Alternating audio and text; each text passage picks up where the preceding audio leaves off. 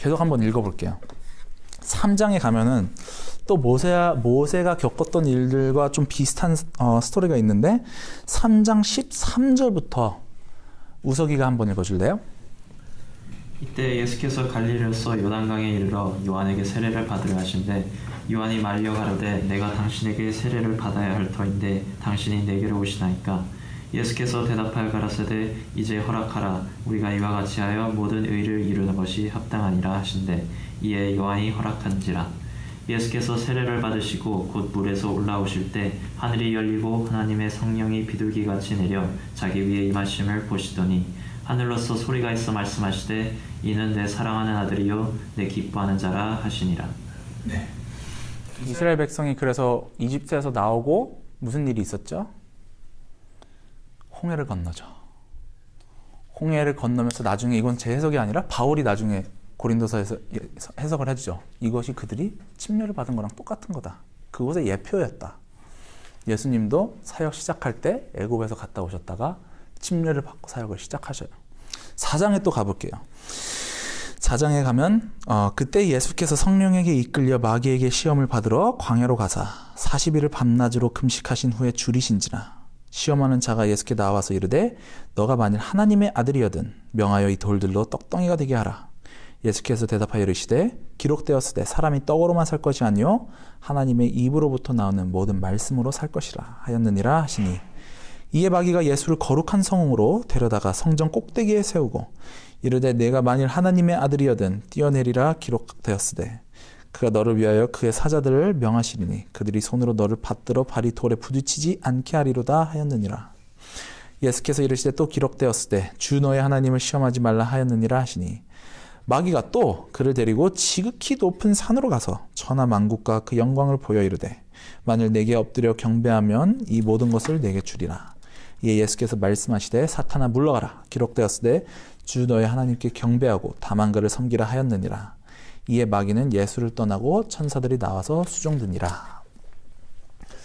2장에 이집트 갔었죠. 예수님 나오셔서 모세처럼 출애굽하시고 침례 받으셔요.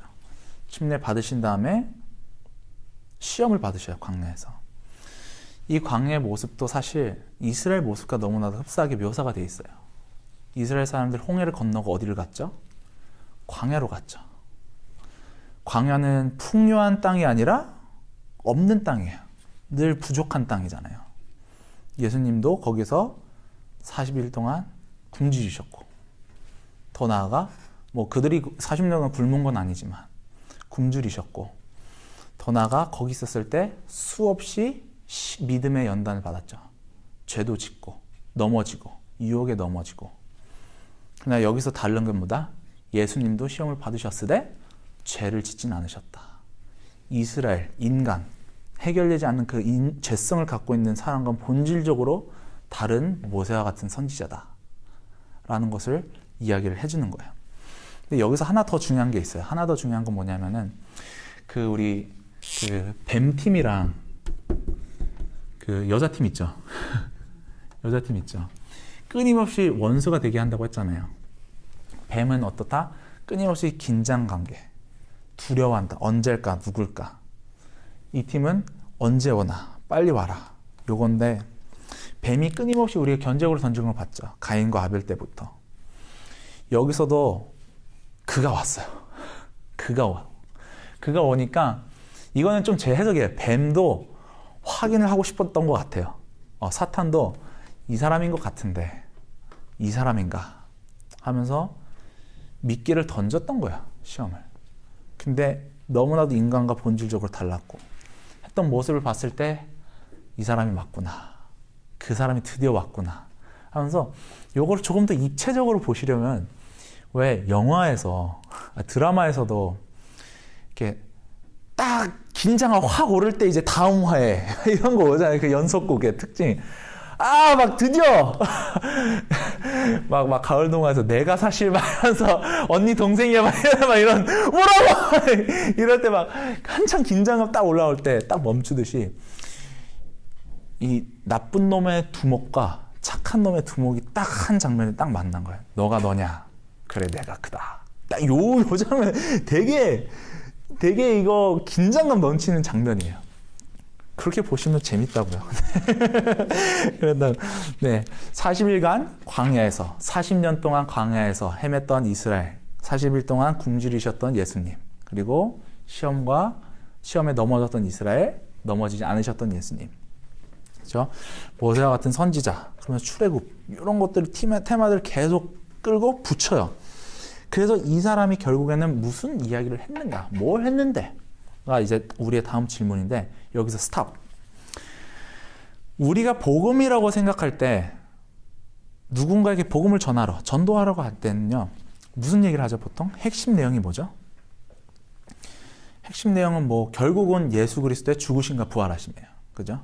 너와 나는, 우리는 죄인이고 하나님께 갈 수 없고, 어찌됐건 해가지고 하나님께서 예수님을 보내셨고, 그는 하나님의 아들이고 너의 죄를 위해서 죽으시고 3년 만에 부활하시고 믿어라.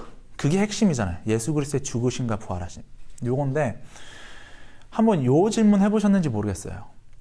이게 복음이라면, 이게 복음 핵심이라면은 예수님은 사역하실 때 무슨 설교하고 다녔을까? 예수님은 복음을 전하실 때 그러면은 무슨 이야기를 하고 다니셨을까요?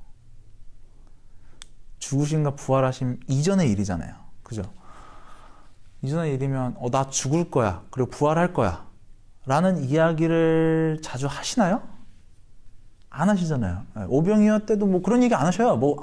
사람 제일 많이 모였을 때도 그런 얘기 안 하셔요. 해봤자 제자들이 있을 때 조용히 나 죽을 거야. 근데 나 부활해. 조용히 얘기하시는, 그럼 예수님은 도대체 무슨 설교를 하고 다녔을까? 예수님께 복음은 무엇이었을까? 예수님께 복음은 무엇이었을까? 마태, 마가, 누가복음 셋 다 제가 다 암송은 못하지만 다 요런 말 해요. 마태복음 이렇게 나와요. 요한이 잡히신 후에 예수께서 갈릴리에 오사 복음을 선포하여 이르시되 회개하라 천국이 가까이 왔다. 마가복음 1장에도요. 예수께서 회개하라 천국이 가까이 왔다. 하나님 나라, 하늘나라가 가까이 왔다. 누가복음 4장에 똑같이 내가 이 복음을 전파하러 이곳에 보냄 받았으니 내 모든 도시에 가야 한다. 이 복음을 전파하러 왔으니 하나님 나라의 복음이다. 하나님 나라의 복음. 여기서 제가 좀 가면을 벗으면요, 이 성경의 모든 내용은요, 하나님 나라예요. 하나님 나라. 이게 되게 안 와닿았는데 하나님 나라가 뭔지를 꼭 아셨으면 좋겠어요. 제가 이거를 알게 됐을 때 너무나도 삶이 바뀌었어요. 하나님 나라가 신앙의 궁극적인 목표가 뭘까?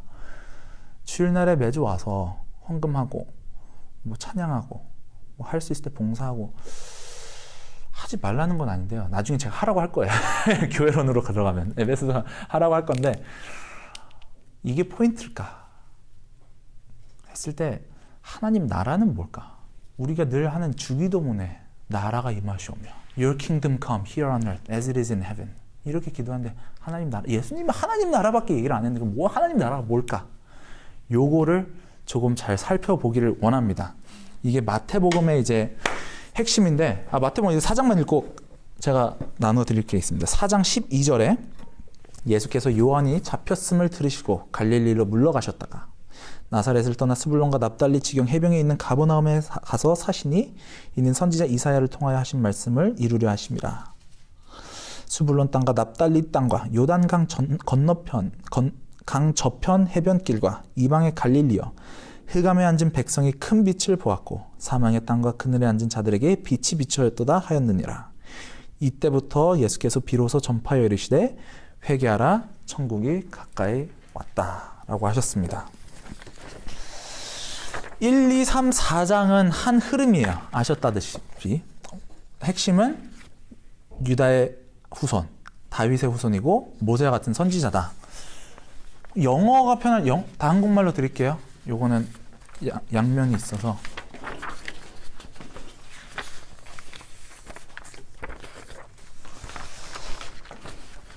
이거는 제가 만든 아웃라인은 아니에요. 제가 만든 아웃라인은 아니고, 제가 아웃라인을 만들 때 이것저것을 좀 보는데 요만한 아웃라인은 없는 것 같아요. 제가 모든 성경책의 아웃라인의 최고 중 하나가 마태복음, 이거 어떤 분 백서라는 돌아가신 신학자가 쓰신 건데,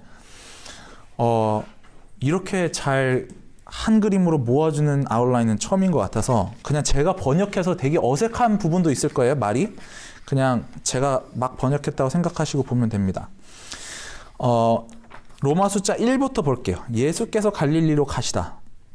그죠? 1장에서 4장까지 방금 얘기했죠. 족보, 탄생, 침례받으심, 시험받으심. 그 다음에 10가지 가르침이라고 나와 있는데 마태복음은 연대기적으로 쓰지 않았어요. 짜집기 한 거예요. 테마에 맞춰서. 테마가 뭐냐면 10가지 예수님, 그래서 그 사람이 왔는데 뭘 가르쳤어? 10가지 가르침이 있고요. 그 다음에 10가지 기적이 있고, 그 다음에 10가지 반응이 있어요. 요 10개를 했죠.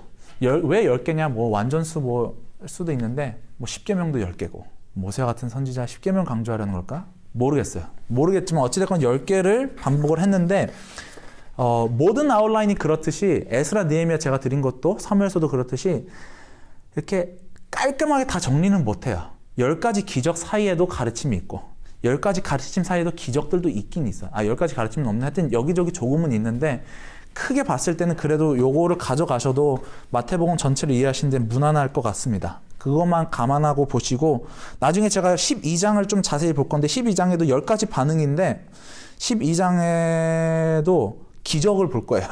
손 마른 자를 고치시는 기적이 12장에 나오는데 10가지 반응이라는 타이틀 밑에 나오는데 그거는 그냥 그렇다 생각하시면 됩니다. 10가지 가르침 쭉 있고요. 10가지 기적 있고 맨 마지막 10가지 기적 마지막 제일 밑에 제자들에게 기적 행하는 능력을 주시다. 보이시죠? 그 예수님이 단기 선교 보내시잖아요. 제자들한테.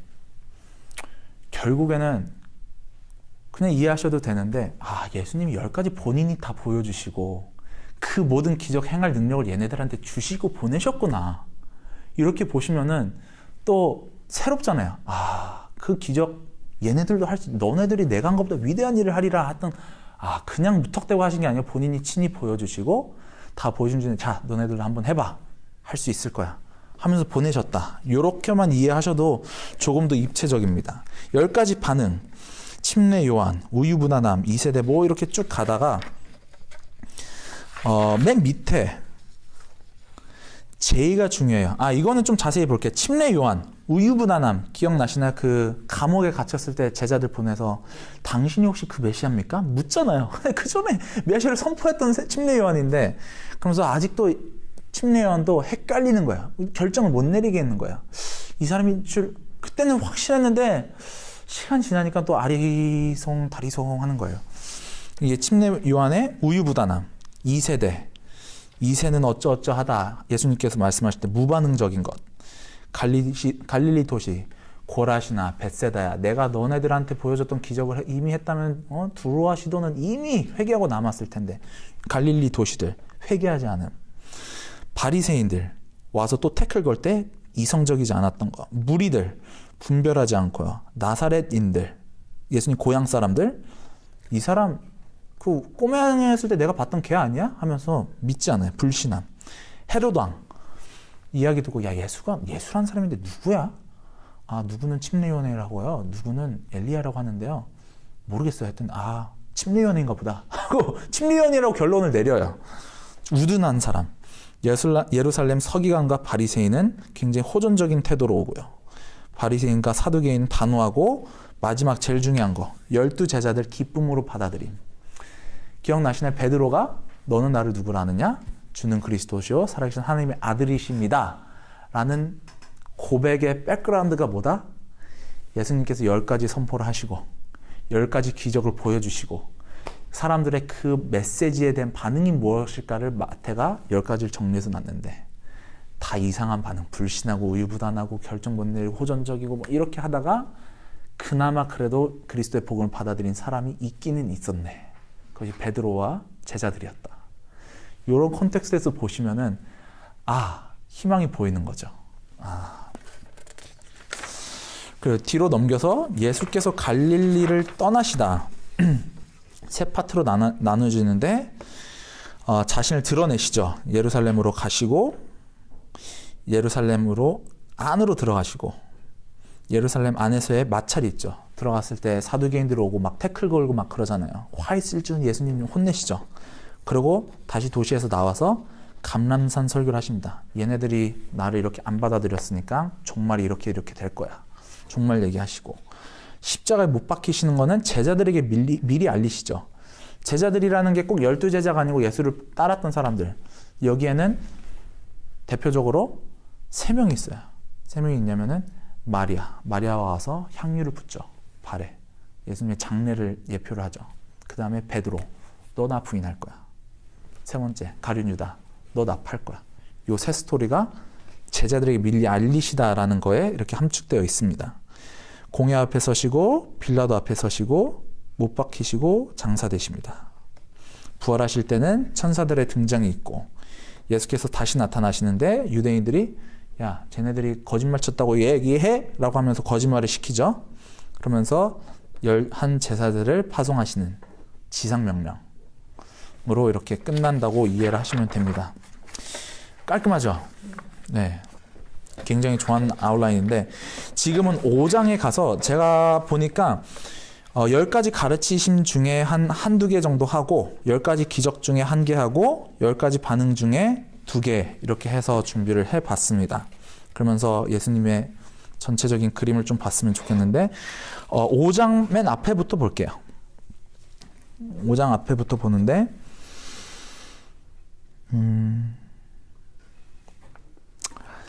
1절부터 제가 읽겠습니다. 5장 1절 예수께서 무리를 보시고 산에 올라가 앉으시니 제자들이 나아온지라 입을 열어 가르쳐 이르시되 여기서도 스탑. 여기서도 모세와 같은 선지자의 모습이 나오는 거예요. 모세가 이스라엘 사람들 데리고 와가지고 제일 먼저 했던 게 뭐였죠? 시내산으로 가서 하나님의 율법을 전해줬던 거. 예수님도 시작하자마자 뭐 하셔요? 가자마자 산에 올라가셔요. 시내산은 아니었지만 산에 올라가시고 사람들이 군중이 엄청 몰렸을 때 새로운 삶의 방식을 선포하셔요.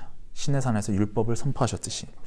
네, 심령이 가난한 자는 복이 있나니 천국이 그들의 것이며 애통하는 자는 복이 있나니 그들이 위로를 받을 것이며 온유한 자는 복이 있나니 그들이 땅을 기업으로 받을 것이며 의에 줄이고 목마른 자는 복이 있나니 그들이 배부를 것이며 긍휼히 여기는 자는 복이 있나니 그들이 긍휼히 여김을 받을 것이며 마음이 청결한 자는 복이 있나니 그들이 하나님을 볼 것이요 화평하게 하는 자는 복이 있나니 그들이 하나님의 아들이라 일컬음을 받을 것이며 의를 위하여 박해를 받은 자는 복이 있나니 천국이 그들의 것임이라.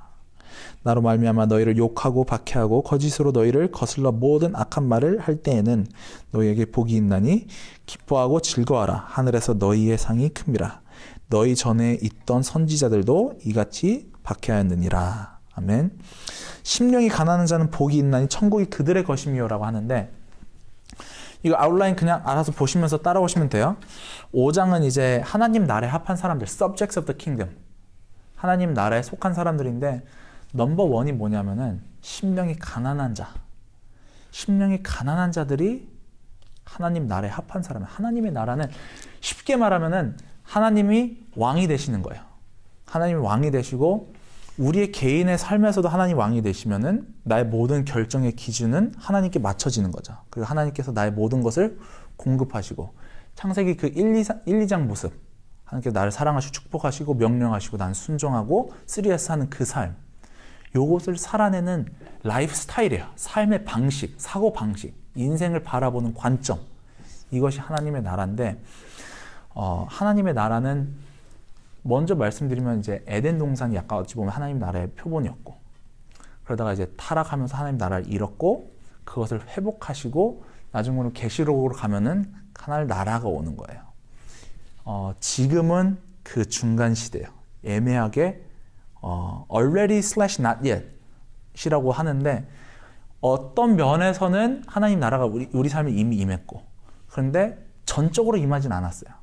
예레미야 때 약속했던 거 기억나시나요? 죄를 모를 거야. 죄와 싸우는 것도 아니고 죄를 그냥 모르는 존재가 될 거야. 라는 그 상태는 아니잖아요, 우리가. 아직도 죄가 있잖아요. 그런데 우리는 또 반대로는 100% 용서를 받은 자들이에요. 그죠? 100% 용서를 받았고, 과거와 현재와 미래의 모든 죄를 용서받았고. 그러면서 우리는 하나님의 나라를 살아내고자 살기는 하는데 100% 살아내지는 못하는 상황. 근데 언젠가는 그날이 올 것이다. 그러니까 하늘나라가 결국에는 지금이 제일 애매한 때 우리가 살고 있어요. 제일 애매한 때 살고 있는데 조만간 오시면은 우리가 여태까지 봐왔던 그 예레미야, 에스겔, 그 모든 이상적인 에덴보다도 아름다운 그 나라가 올 것인데 그 나라를 우리가 향해서 살아야 되는 것이 오늘날 우리의 콜링이고 요것인데 제가 너무 앞서가면 안 되는데 지금은 하나님의 나라가 어디에 임했냐면요. 우리 믿는 자들의 삶에 임했고 두 번째로는 교회에 임한 거예요. 교회가 하나님의 나라예요. 지금은. 왜?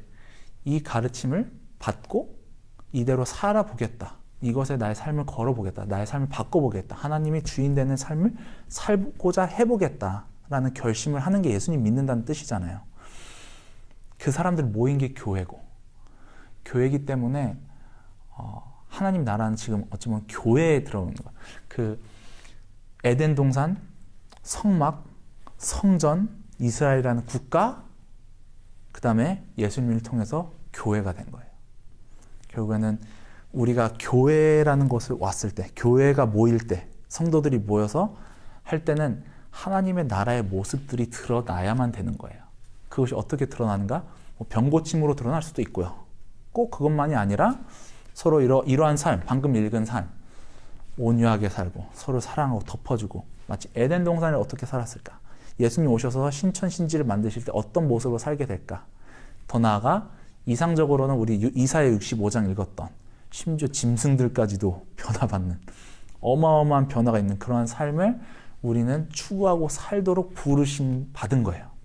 그게 오늘날에는 교회인 거예요. 어찌됐건 제가 너무 앞서간데 이거 나중에 에베소서 할 때 무슨 말을 해야 될지 모르겠는데 네. 결국에는 근데 이 나라에 들어오기 위해서는 넘버원이 심령이 가난한 자다. 심령이 가난하다. 마음이 가난하다. 마음이 뭔가가 없다. 공허하다. 뭔가 결핍이 있음을 인정해야지만이 하나님을 찾는 거잖아요.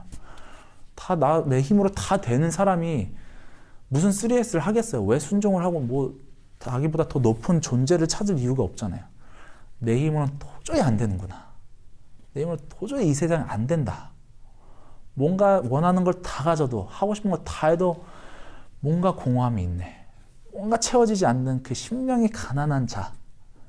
그것이 하나님 나라에 들어가기 위한 전제 조건이에요. 전도 나갈 때도 뭐예요? 상대방이 죄를 깨닫지 않으면은 그 사람은 예수를 믿을 수가 없어요. 죄를 용서해 주신 걸 믿어야 되는 난 죄 없는 것 같은데 이런 사람은 그거부터 시작을 해야 돼요. 예수님이 오셨다가 죄부터 시작을 해야 되는데 심령이 가난한 자라고 이렇게 표현을 하신 거예요. 그러면서 8가지 방법으로 그 나라에 들어가기에 그 나라에 살기에 합한 사람들 우리의 이 모습을 추구해야 된다라고 예수님이 선언을 하고 시작을 하시는 겁니다. 다 안 볼 거고요. 두 번째로는 이 아웃라인에 로마 숫자 2번에 그 B 있죠. 도덕적 기준. 도덕적 기준을 하는 예수님께서 선포를 하셔요. 그리스도 대 옛사람에게 말한 바라고 제가 적어놨는데 예수님께서 또 옛사람이 말한 바, 또 일러스되 간음하지 말라 했으되 이렇게 옛사람의 얘기를 하는데 이거는 좀 어려운데 꼭 안 짚고 넘어갈 수밖에 없는 게 너무나도 자주 나와요. 예수님과 율법에 대한 이해인데 모세 율법 때는 한번 살인을 예를 들어볼게요. 살인죄에 대해서 살인하지 말라고 했잖아요. 살인하지 말라고 이렇게 명령을 하나 줬다고 하면은요. 예수님 때는 미워하지 말라고 했잖아요. 마음으로 미워하지 말고 욕하지 말고 라가라 말하지 말고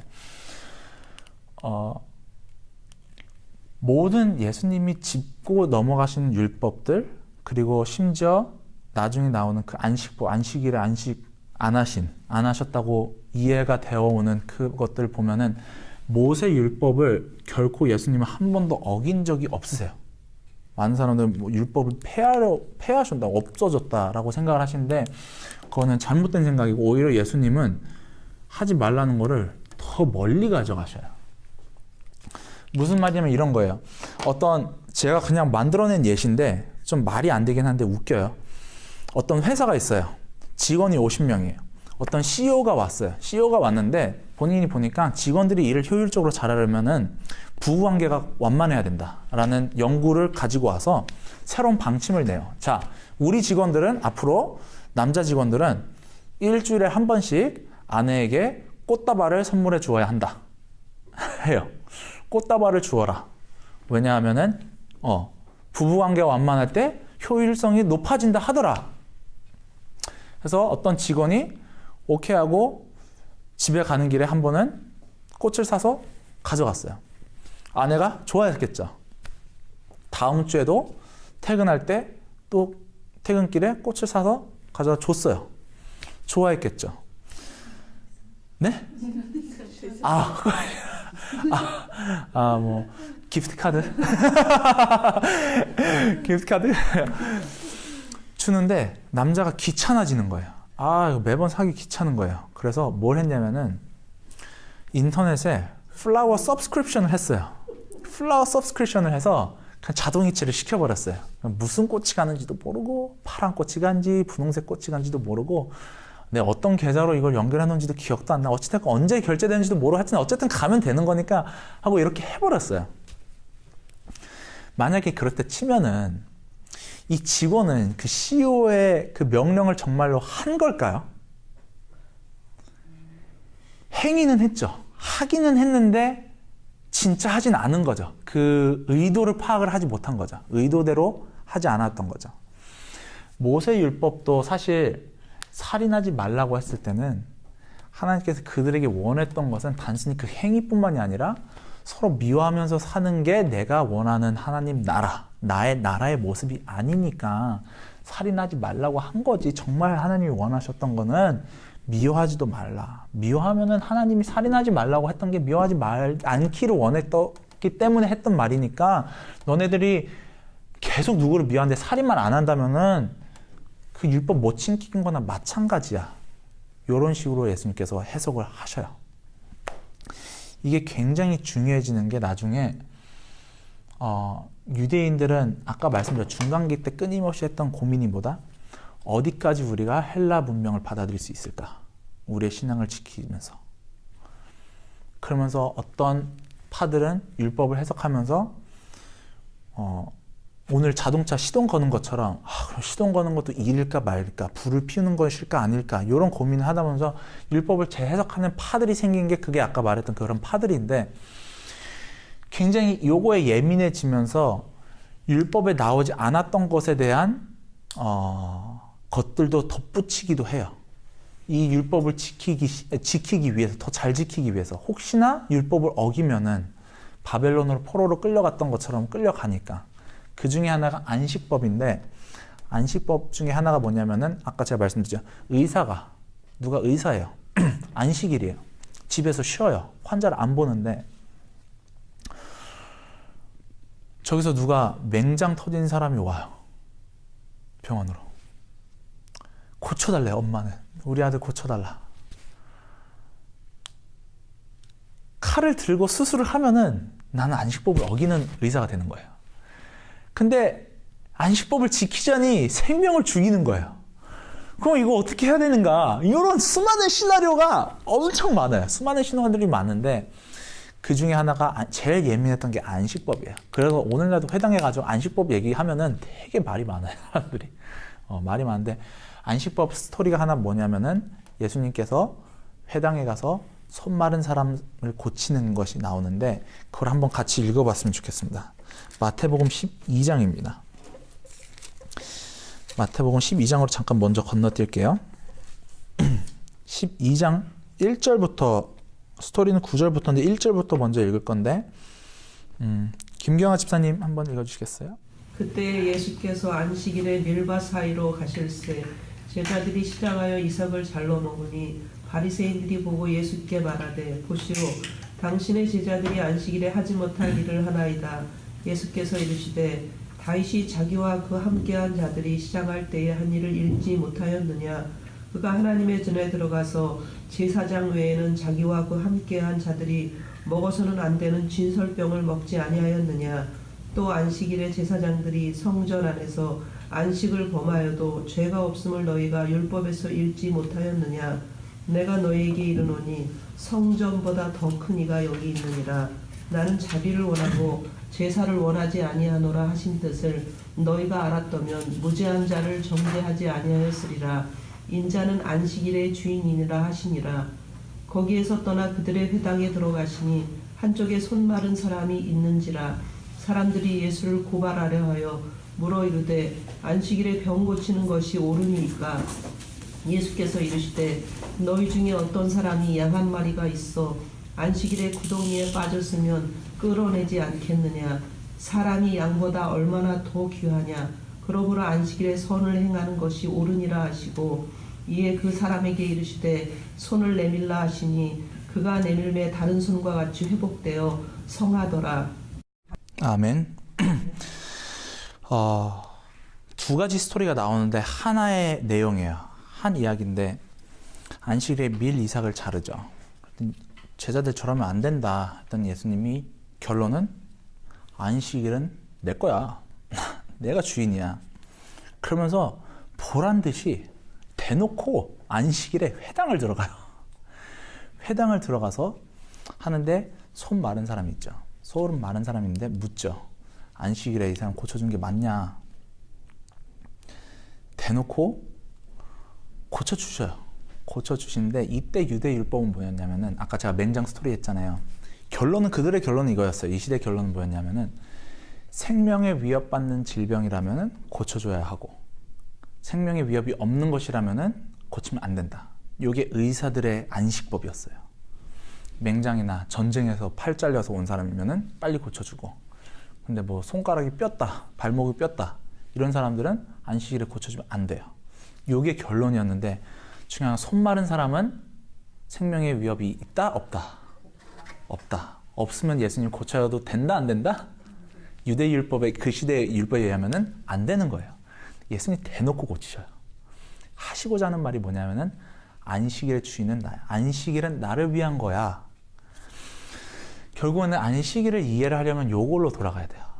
요거로 돌아가야 되는데 하나님께서 그 아름다운 세상을 만드셨을 때 우리에게 명령하시고 생육하고 번성하고 나를 예배하라 했을 때 우리는 순종해야 하고 그분이 또 공급하시고 우리는 그분이 공급하실 것을 신뢰하고 그럼 우리를 사랑하실 때 우리도 그분을 사랑하는 것 요것인데 인간을 창조하시고 7일에 뭐 하셨죠?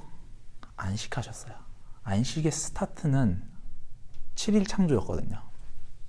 무슨 말이냐면은 인간이 안식할 수 있는 이유는 하나님을 신뢰했기 때문에 안식을 할 수 있는 거예요. 하나님께서 나의 필요를 채우시기 때문에 그것을 내가 믿습니다 라는 고백이 안식인 거예요. 이것이 오늘날에도 여러 가지 모습으로 나올 수 있는데 결국에는 뱀한테 넘어졌을 때는 뭐예요? 하나님을 신뢰하지 않겠다. 내가 스스로 할 거다. 내가 스스로 공급할 거다 라고 했을 때 무너졌을 때 안식이 아닌 거죠. 안식이 끝나버린 거예요. 그러니까 휴식과 안식을 구분해야 돼요.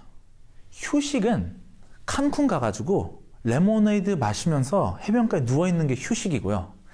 안식은요, 내가 일을 하지 않아도 내가 게을러서가 아니라 하나님께 나의 삶을 맡겨드린다는 그 신앙을 기반으로 했을 때 내가 내 힘으로 살아보고자 어떻게 해서는 나의 모든 욕구와 궁핍과 결핍을 채워보고자 하는 그 시도를 내 힘으로가 아니라 하나님께 한번 맡겨보고 싶다. 하나님께 맞추고 싶다. 요게 안식일의 포인트예요. 안식법의 포인트고 하나님께서 안식일을 지키라고 하셨던 것도 뭐예요? 요 삶을 무너졌지만 요 삶을 회복하고자 요게 우리의 신앙의 본질이다.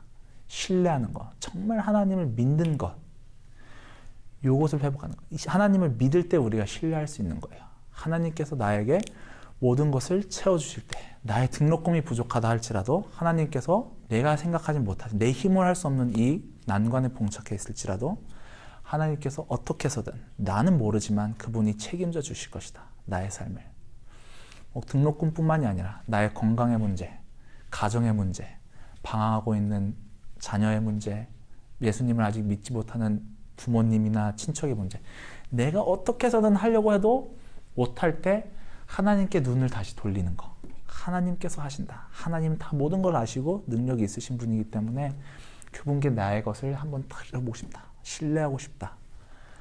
요것이 안식의 포인트고 너네들 안식법 잘못 이해했어. 안식 그냥 쉬라는 게 그냥 앉아서 아무것도 하지 말라는 게 아니라 안식법의 포인트는 살인하지 말라고 했을 때 미워하지 말라는 게 진짜 포인트였듯이 안식일 지키라고 했을 때는 요거를 하라는 거였어. 주일날에 교회 와. 예배 드려. 때때로 너가 너의 힘으로 무언가를 그 시간에 무언가를 해야 된다고 느껴질 수도 있어. 학생들도 그렇고 직장인도 그렇고 이 시간에 나 이거 해야 되는데 교회에 있는 시간이 아깝고 스트레스가 되고 힘들 수도 있지만 사실 그게 힘든 이유가 뭐다? 하나님을 신뢰하지 않았기 때문에. 마음이 잘못. 안식법의 포인트는 요거 다시 회복해. 요거 다시 회복하는 게 포인트야. 라고 하십니다. 마지막 한 스토리로 제가 좀 마치고 싶은데요. 제가 혹시 프랜시스 첸 목사님 이야기 했나요? 제가 굉장히 좋아하는 미국 목사님인데 프랜시스 첸이라는 목사님이 설교 때 이런 얘기를 하셔요. 이 신뢰라는 게 뭘까? 트러스트라는 게 뭘까? 하시는데 일러스트레이션으로 그 제가 영상을 본 게 아니고 들어가지고 몇 명 있는지 몰랐는데 한 예배당에 한 200~300명 있었던 것 같아요. 제가 계산을 쉽게 하기 위해서 그냥 200명이라고 할게요. 그분이 강대상에서 그 소총을 갖고 오셨어요. 공기총이었나 하여튼 비비총을 가져왔었던 것 같아요. 좀 들어가지고 모르겠는데 총을 가져오고 요만한 풍선 있죠. 풍선 하나 저쯤 되는 데다가 이제 놓으셔요. 그래서 자 여러분 중에 제가 여기서 저 풍선을 맞힐 수 있다고 생각하시는 분들 한번 손 들어보세요. 근데 한 절반 정도 손을 들었어요. 손 계속 드시고요. 자, 손 드신 분들만 한번 답해보세요. 그러면은 제가 저거를 맞힌다고 생각하신다고 했는데 앞에 와서 요 풍선 여기서 이렇게 들고 계실 분 한번 계속 손을 들어보세요 했더니 그 100명 중에 한 절반이 손을 다 내리는 거예요. 내리고 자, 좋습니다. 그러면 손 들고 계신 분들만 한번 물어보겠습니다. 제가 여기서 저거를 맞힐 수 있다고 생각한다고 하셨는데 그러면 여러분들 중에 앞으로 나와서 이 풍선을 입에 한번 물고 계셔주실 분 한 분 발런티어 있으신가요? 묻는 거예요. 그랬더니 손이 얼마나 내려갔을까요? 다 내려갔는데 한 명이 손을 들은 거예요. 한 명이 들은 거예요. 그래서 나오시라고 앞으로 나오시라고 해가지고 여기 제가 준비해온 메디컬 폼이 있습니다. 메디컬 폼을 잘 읽어보시고 교회에게 어떠한 책임을 묻지 않겠다라는 이런 이런 거를 서명해달라. 그래서 그분이 와서 서명을 하셨어요. 감사합니다. 자, 가시죠. 하면서 여기서 풍선 입에 물고 서 있어요. 물고 서 계시는데 목사님이 자 이렇게 장전을 해서 이렇게 딱 총을 들어요. 총을 드는데 여기서 끝내야 됐는데 갑자기 장난기가 발동하시고 좀 젊으신 분인데 원래는 그럴 계획이 아니었대요. 근데 장난기가 딱 맞출 수 있을 것 같대요. 본인도 느낌이. 그래서 쐈어요. 쐈는데 감사하게도 터졌어요. 풍선이 안 다치고. 근데 뭐 설교 끝나고 이제 막 교회에 계신 변호사분들이 두 번 다시 그러지 말라고. 이거 너무 왜 그러냐 목사님. 저번 제발 그러지 말라고 이렇게 얘기를 했는데 미안하다 내가 그러려고 한 게 아닌데 너무 쏘고 싶어졌다 이렇게 하셨는데 그분의 포인트는 이거죠. 여러분들이 내가 이거를 맞출 수 있다고 생각했는데 처음에 그 손 드신 100분들 정말 나를 신뢰를 했는가? 정말 여러분들 나를 믿으신 거냐? 그리고 50명 나를 너무나 믿어서 앞으로 이거를 들 위험을 감수하겠다고 하신 분들 정말 나를 신뢰하셨는가? 하시면서 하나님에 대한 신뢰를 이야기를 하는 거예요. 하나님을 우리는 신뢰한다고 얘기를 하는데 정말 신뢰를 못할 때가 너무 많은 것 같아요. 저도 그렇고요. 저도 그렇고 너무나도 부끄러운 거예요. 내가 정말 하나님 믿는가? 그러니까 뭐 구원 받느냐 말고를 떠나서 그냥 매일매일의 삶에서 내가 정말 하나님 신뢰하고 싶다고 찬양을 하고 하는데 나의 삶의 어려움 가운데 여러분들이 지금 겪고 있는 어려움 가운데 정말로 하나님을 신뢰하시는가? 하나님을 신뢰하실 때에만 진정한 안식, 휴식 말고 마음의 평안, 하나님께서 의도하셨던 이 모습을 살 때만이 오는 세상에 줄 수 없는 평안을 누릴 수 있다. 이것이 우리의 신앙의 핵심인 거죠. 내가 이해가 안 되고 상상이 안 되는 그 어려움 속에서 하나님 보시기에 가장 선하신 방법과 그 타이밍에 나의 필요를 채우실 것이다 를 믿는 것.